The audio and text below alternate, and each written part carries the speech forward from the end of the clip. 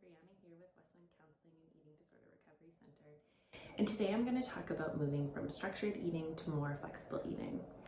So at the beginning stages of recovery and renourishment, it is really important to have a structured eating plan that can help with a mechanical way of eating, just so that we're giving our brain and body what it needs and providing it with stability and consistently so that it can heal.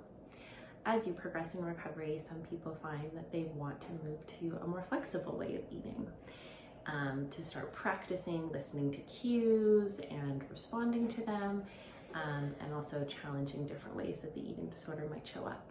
So what this could look like could be a number of different ways.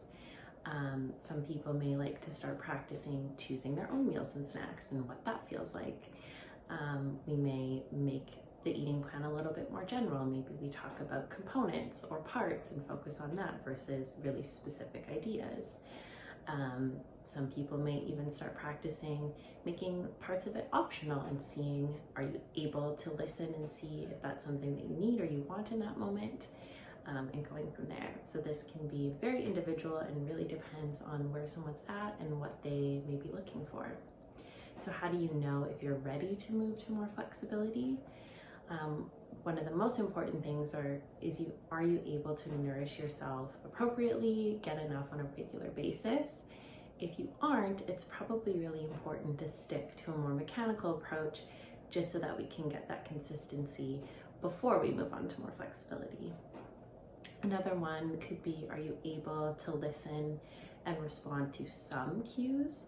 It's okay if you're not able to respond to every single one, but being able to hear and respond to some can help us really practice that flexibility and see what comes up and challenge ways that the eating disorder might come into that. Are you able to challenge and reframe ed thoughts that come up?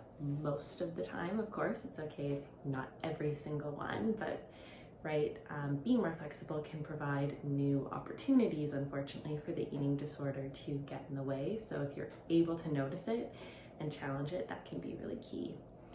And I think another really important one is, are you able to be honest and open with yourself around what the intentions are, right? If this is becoming an eating disorder free-for-all in a way just for the eating disorder to get its way, are you able to recognize that? If you're not, it might be more helpful to stick to the consistency for now. It's also important to remember that it's okay if you move to more flexibility and end up going back to more structure. This isn't a bad thing. It doesn't mean that you've failed or you're going back to square one in any way. There are many times where we might move between structure and flexibility depending on, what's going on in our life or what we need in that moment, and that's okay. So I hope that gives a little bit of an idea of what moving from a more structured eating plan to a more flexible eating plan could look like.